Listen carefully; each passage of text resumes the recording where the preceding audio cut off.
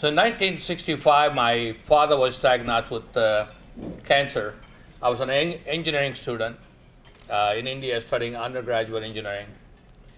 Every time when I went to see the surgeon, he used to ask me what I'm planning to do after my graduation. I said, I'd like to be in cancer research and cancer treatment. So in 1968, he died, and it was really very painful to watch him. So then in 1969, I came to Canada. That was my first trip outside India. And I decided to register for my PhD in mechanical engineering at the University of Waterloo. And then I had the summer, 1972, I had free. I didn't have anything else to do, so I traveled around the United States from Toronto to Windsor to Detroit, Cleveland, Pittsburgh, and came to Washington, D.C.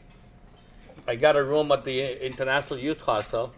It's not really a room, I got a bunk bed. I mean, I wanted to stay in the International Youth Hostel. One of the wonderful thing about what that, every day I met lots of different people and cooked dinner with a lot of different people. So looking at people's faces or their accent, I can figure out what part of the world they're from. So I really fell in love with Washington, D.C. I said, I'm going to look for a job and I'm going to spend 2 weeks before I go to New York. So one of the radiation oncologists from then Freedman's Hospital, now Howard University Hospital, was looking for an engineer to work with in developing instrumentation for cancer research and treating patients, customized devices. So I happened to be at the right place at the right, in the right time, and so I went and got a job. So having watched my father being diagnosed with cancer, and it kind of that was my motivation about, and my goal was that to be able to make a contribution in cancer research and treatment. So for the 40 plus years since 1972, I've been in working in the oncology. We also do some work in radiation oncology and cardiology. So when I asked Dr. Hensky, when I first joined, I didn't know what chemotherapy he said. So I asked him, I said, what's the difference between radiation therapy and chemotherapy? He said, radiation therapy is a localized radiation treatment. Chemotherapy is like a whole body radiation. Wow. So I think we always talk about a chemotherapy, it's simple and easy, but it's a whole body treatment. About a year ago, April 29th, I launched a global war on cancer. There's really a lot of misunderstanding when the politicians talk about war on cancer, cure for cancer, or race for cure, because we are curing more than 60% of the cancers today, and every patient who comes with early disease, we're treating them and curing them. The sad part of it is that 43 years ago, when I entered the field, we treated early disease, localized, and cured them, and we didn't have much of a solution for people with metastasis and that are spread most of their body. And the story is the same. The only reason we're treating and curing more cancer patients today is that many of the patients are coming early because we have a lot of diagnostic tools. And so I launched the war, and the goal was that how do we go back and create a system of healthcare delivery that will reduce the incidence as well as that prevention, early detection, and effective treatment. So we kind of cure totally. And majority of the cancer patients today do not get the right treatment or the timely treatment.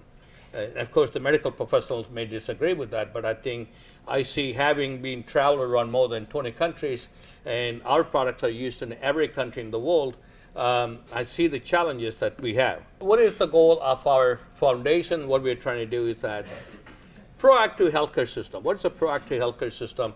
We're trying to create fully transparent system and focusing on clinical benefits, outcome, and cost, but also using a total health.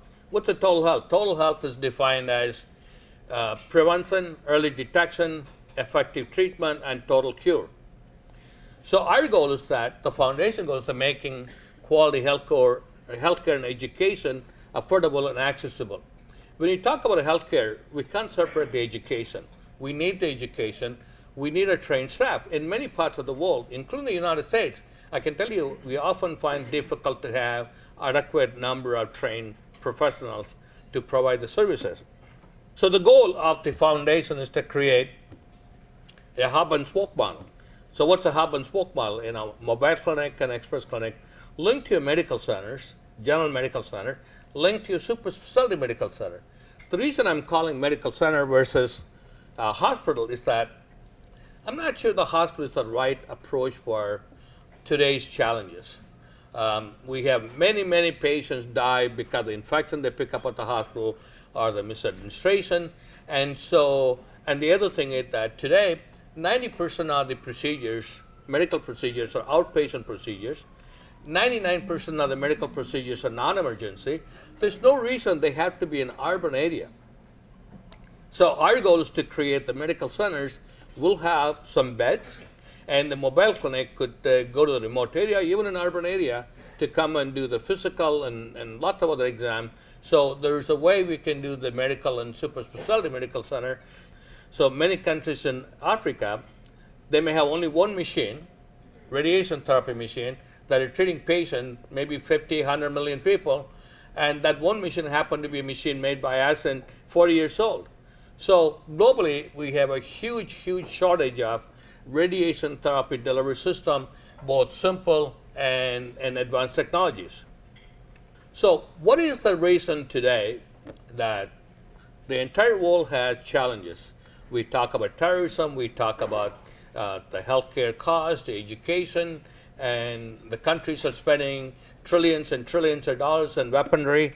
And so you go back and look at that. What are the reasons? There are few words will describe the entire cost of our problems, our challenges in every part of the world. Corruption. It exists in every part of the world. I can tell you that that's one biggest danger that the society faces because the corruption increases the cost. So in America, we don't think we have corruption, but we call it differently. We call it campaign contribution. So that's what we call it in America. We don't call that a corruption. Discrimination. We talk about discrimination of various kinds, whether it's gender or race, and there's lots of discrimination. In 1977, I found the company Best Medical because I want to be the best in whatever I'm doing.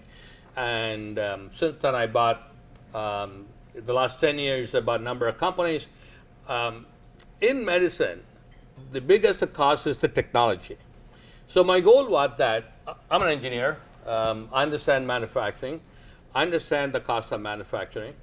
So in manufacturing, quality and price depends on quantity.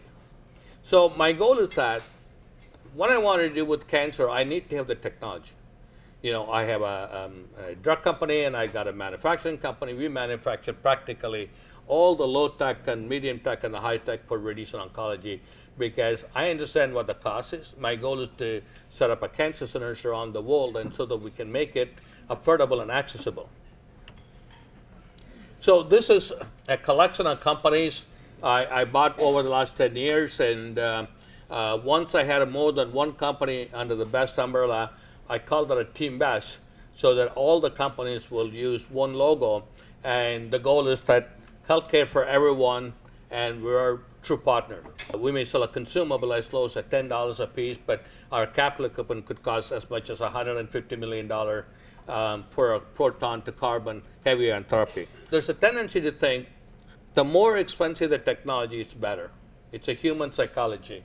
So the whole idea about that, either it's a simple technology at high technology, all of them will work in good hands. Nothing will work in bad hands. Oftentimes, we don't focus on the importance of, the expertise and the experience, but we tend to focus on the technology. Honestly, I think the cobalt energy is the most ideal energy. One of our companies invented about 20 years ago called IMRT, Intensity Modulated Radiation Therapy. This program allows lower energy. So as a result, over the last 20 years, we've gone from 20, 25 MeV, 50 MeV Metatron to 6 MeV, and I think even 6 MeV is too high for some cases, so cobalt is a very ideal one. So now we have a multi-leaf collimators to collimate the beam to be a precise radiation to the tumors. And We have more than 3,000 units worldwide, and practically every country in the world that has a cancer center, there's something that they need from us. And we're proud to have our machines last 30, 40 years in treating 200, 250 patients a day. One of the hospitals I visited about 2 years ago in Calcutta, India, they have about a 30-year-old machine, no service contract. They're treating 250 patients a day and 7 days a week continuously, and they're using our machine, and that we sold them 30 years ago. Another thing we want to do was that we want to set up a demo site for all our products and create a model center. And so I bought a hospital about 3 years ago in Pittsburgh, Pennsylvania, and that was closed down. And so we're planning to set up a bestcure health system demo site for all our products, from the low tech, the medium tech, to high tech. The goal is to reduce the cost of healthcare by 30%. And about 6 years ago, I wrote a letter to President Obama saying, we spent $2.5 trillion during 2009 in the United States of America. We could have saved 30% of it, $750 billion. I gave my letter to Obama to one of the senior technical officers of the President Obama. 3 years later, Institute of Medicine in Washington, D.C. spent $50 million, wrote a report, in September 2012 released a report saying exactly what I said. We could have saved $750 billion of the $2.5 trillion, and recommending the same thing I had promoted, which is prevention, early detection, effective treatment, and a proactive healthcare where you have full transparency on clinical benefits and outcome and cost. So our goal is to the bestcure health system, and again, increase the transparency through bestcure proactive healthcare. Because today, in the United States of America, we spend $4 trillion for healthcare. The insurance company don't trust the providers, healthcare providers, and the healthcare providers don't trust the insurance company. The patients don't trust either of them. So, I mean, we spend $4 trillion, everybody's unhappy. So I think that we need to kind of find a way to change what we're doing. So what is our goal as a foundation is that we want to provide a purified drinking water and affordable sewer system in every part of the world by the end of next decade. By 2030, we want to be able to do that. And I also set up an organization. My father died of cancer, so my entire life is focused on, career is focused on that. I have to do something for my mother, and I said, how do I take her up? And I lost my mother, and I'm still bad about it. I said, I have to do something to recognize all the trouble I gave to my mom. As a child and youngster, you don't listen. I mean, I think you're kind of independent and young and restless. So I created this organization called Triple E. What does the Triple E stands for? Education, empowerment, and equality.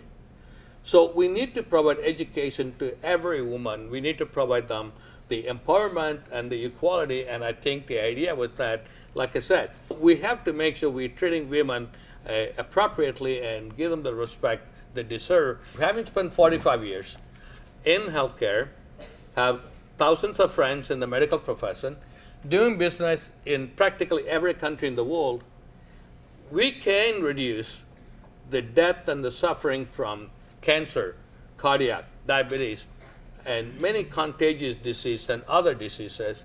Our goal is that to reduce that by 50% by the end of next decade. America must take a global leadership, not in selling weapons, not in launching wars. America must take a global leadership in helping many of these countries. So please join on global war and cancer. And the reason I picked cancer is that, cancer patients also have other problems. So we really need to look at that. How can we work together? Let's focus on helping our community, our brothers and sisters around the world. And Americans have the largest heart. And in the entire world, we donate more money for charity than any other country in the world. We donate $300 billion a year to charity, and literally $1 billion a day. And I think we can take a leadership role in helping the rest of the world overcome the challenges they have. Again, thank you very much. Thanks for the opportunity, and thank you all for listening. Thank you.